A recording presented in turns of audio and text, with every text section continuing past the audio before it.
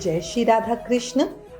अजा एकादशी का व्रत भाद्रपद मास के कृष्ण पक्ष की एकादशी तिथि के दिन रखा जाता है।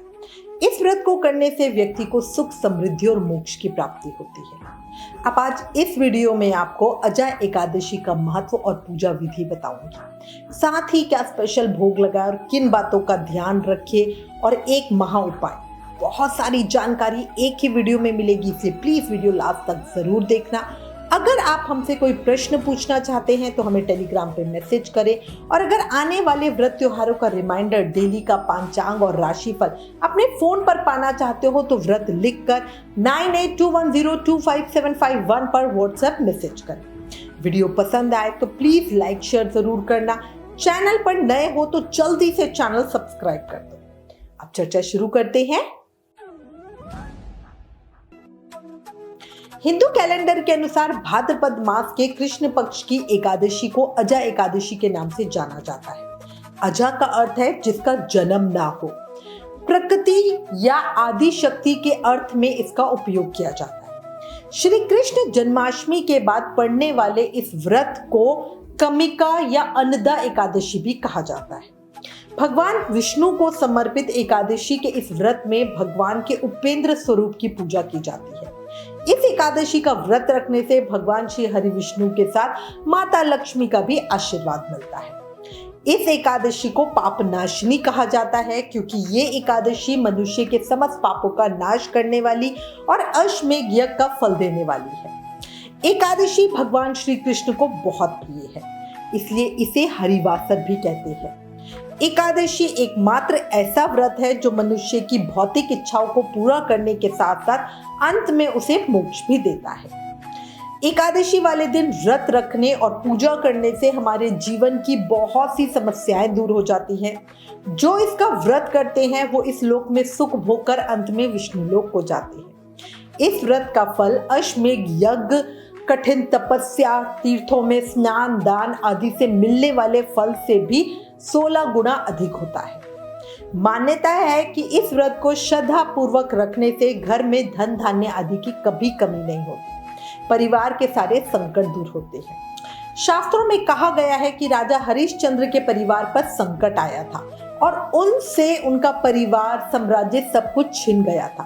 तब उन्होंने अजा एकादशी व्रत किया था और उसी दिन उन्हें परिवार और साम्राज्य पुनः वापस मिल गया था। इस व्रत को रखने से परिवार में समृद्धि बनी रहती है, इसलिए इस व्रत को अन्नदा एकादशी भी कहा जाता है।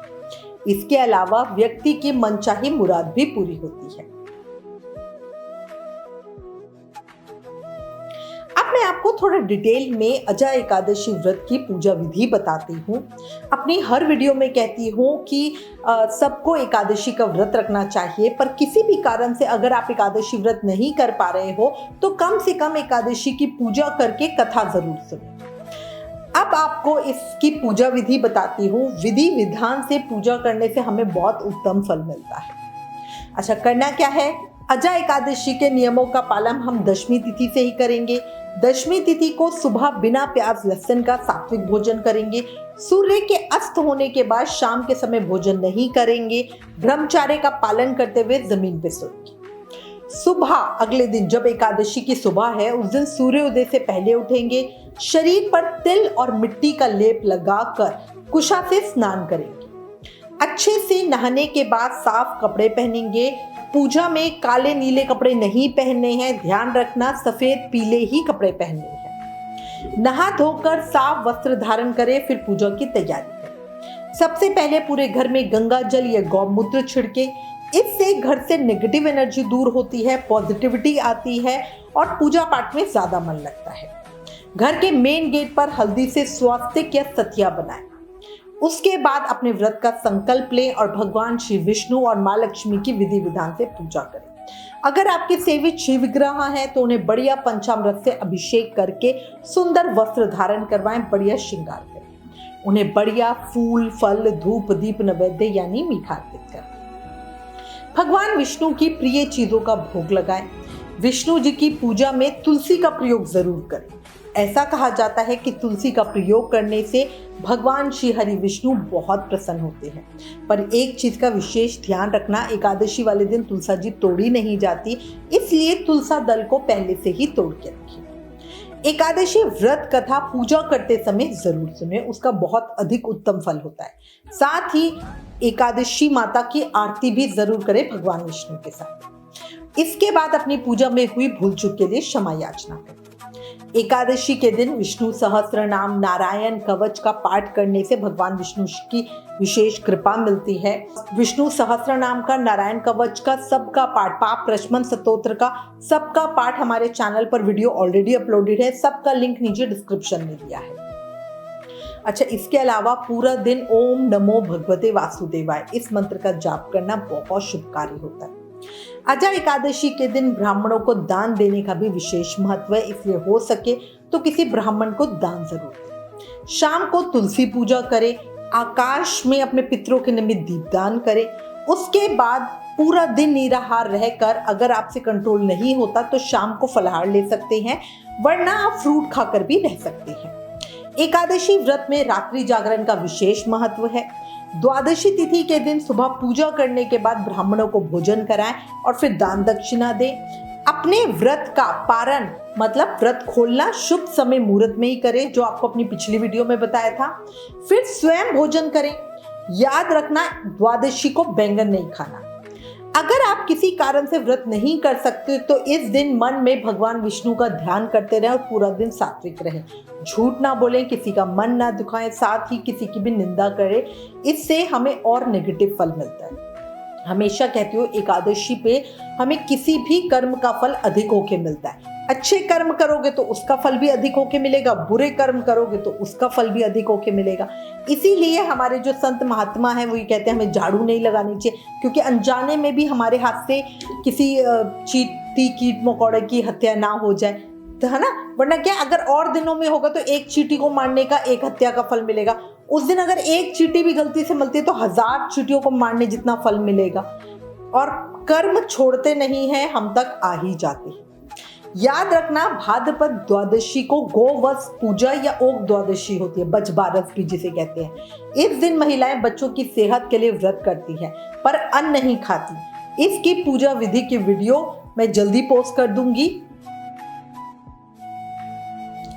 अजा एकादशी को भगवान विष्णु को बादाम और गुड़ का भोग जरूर लगाना।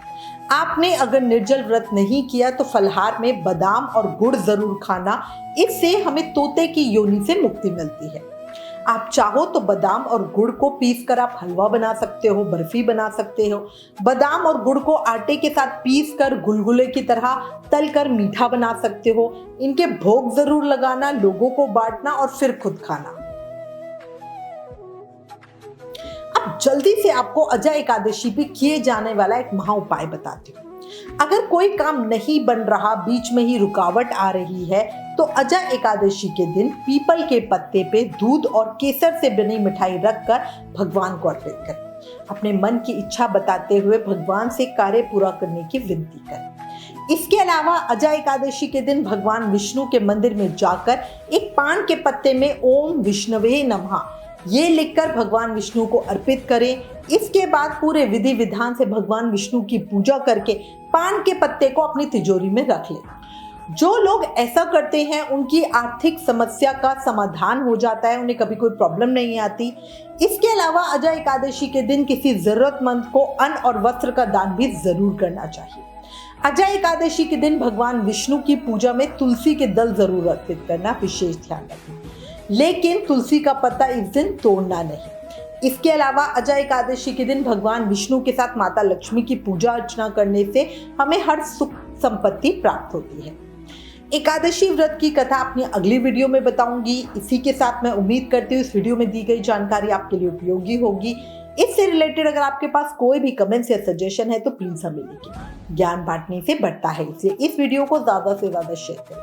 आप हमें फेसबुक और इंस्टाग्राम पे भी जरूर फॉलो करें। Please like, share and subscribe. Thank you. जय श्री राधा कृष्ण।